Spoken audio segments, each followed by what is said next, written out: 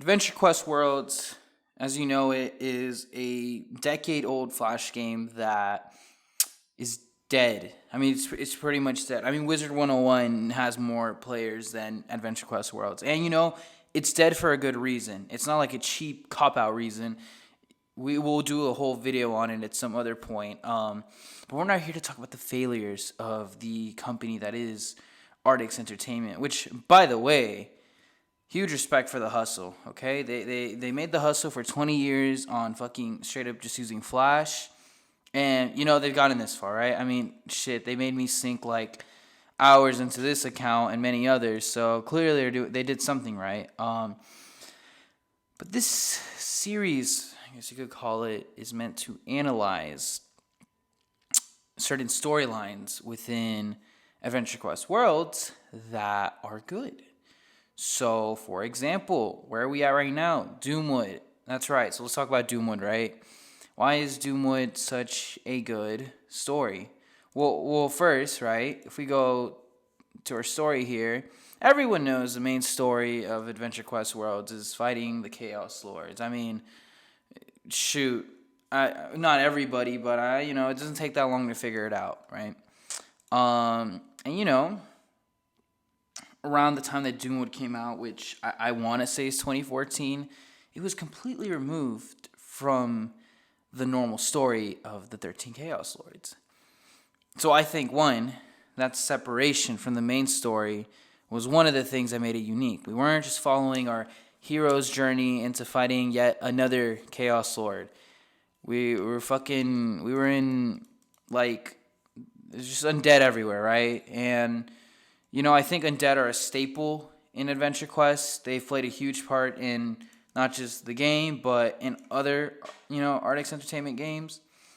So a lot of good stuff. But, Doomwood really brought it back to its roots. It was just looking at a very simple storyline, But it put a little twist on it, right? And it's separated into 3 parts. And the only part I'll be talking about today is part 1 and 2. We could talk about Doomwood Part 3, but I never finished the last act of Doomwood Part 3, so I don't know if it connects back to it, but as far as I know, it never connected back to the last 2 parts. They just set the story in Doomwood, so it's like, okay, we're just going to call it Doomwood Part 3. But we're going to talk about Part 1. So Part 1 obviously deals with Vordred, which you know him.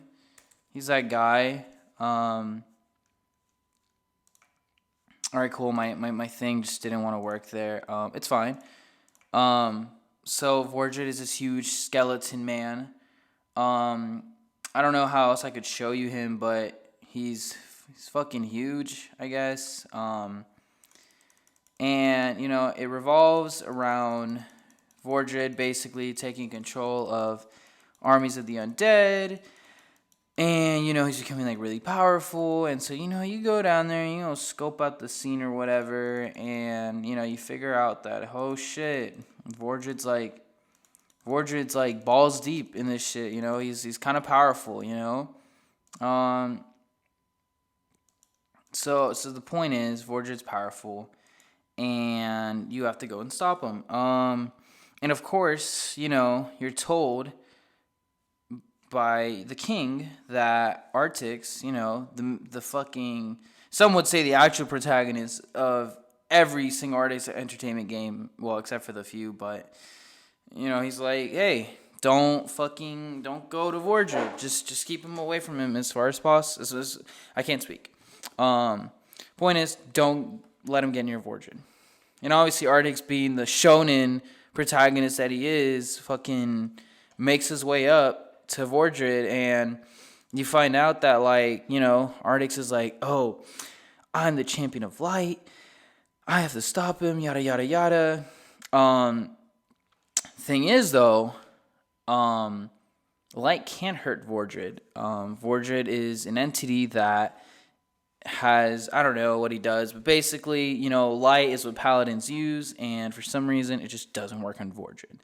Vordred is just unstoppable. But Artix can hurt him. And everyone's like, oh, but doesn't Artix use light? Well, see, that's the thing. because he doesn't use like light. He uses souls of the dead that have been turned into, I guess, blessed souls after he kills, undead pretty much. And hence the blinding light of destiny, his axe has that. Yeah, I don't have it on me, but it's somewhere here. He's able to hurt Vordred. However, come to find out that the reason Artix isn't supposed to get in contact with Vordred is because Artix is not the champion of light. Rather, he is the champion of darkness that apparently is, whenever the champion of darkness was born, Sepulcher, as you may know him as the antagonist of the Dragon Fable series, who got his shit rocked by Drakath, or God, I don't know his name. I know his name, but I just don't know how to say it. So he was looking for the champion of darkness. So I think something like he had to use him to open a portal to the realm of darkness. I don't really know. I didn't play Dragon Fable, not all the way at least. So don't, So right. So that's what happens. And so then Artix is like, oh crap, I'm the champion of darkness. There's no way. And you find out a lot of stuff that he realizes that ends up making sense.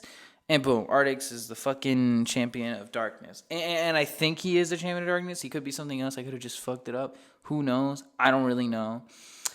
So yeah, shocker. You defeat Vordred. Cool. So that's just like the story, right?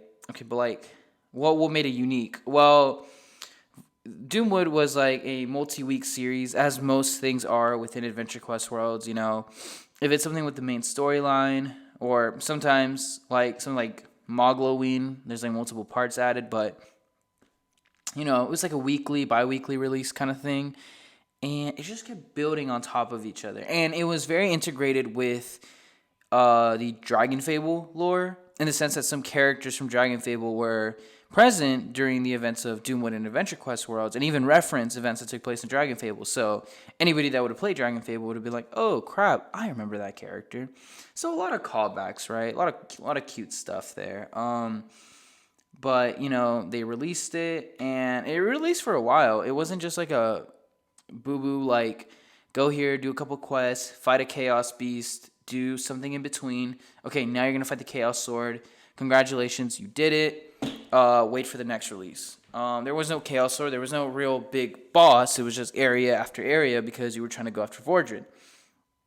And, Vordred felt like a force that was more powerful than a Chaos Sword almost because Vordred was just in a league of his own. Motherfucker was insane.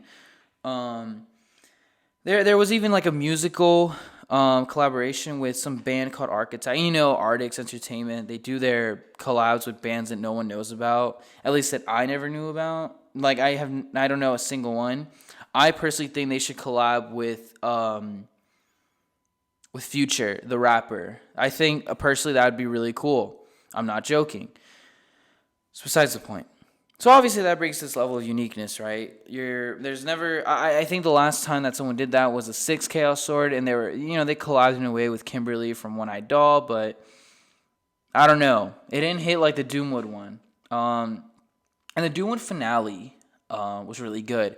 You can get multiple endings. I believe besides the system of good and evil in the game, where you make a decision, there were 3 endings that could come from either choosing the good decision, the bad decision, and there was like a neutral decision, but then there was a 4th secret ending that you could only get after doing all the other endings. And every time you did the ending for Doomwood, you would get like you would unlock a new shop, and that was really cool.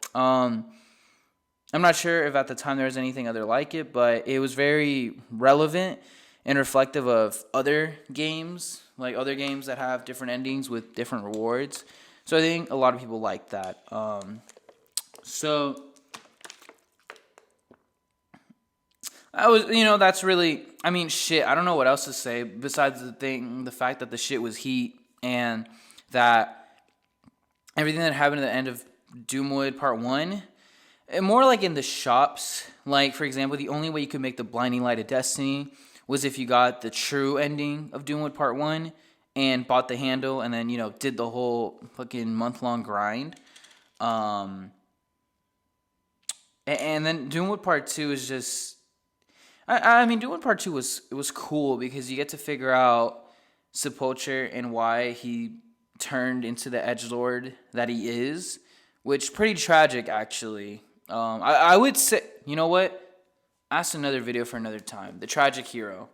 But yeah, that's why Doomwood Part 1 is one of Adventure Quest World's superior storylines. Yeah.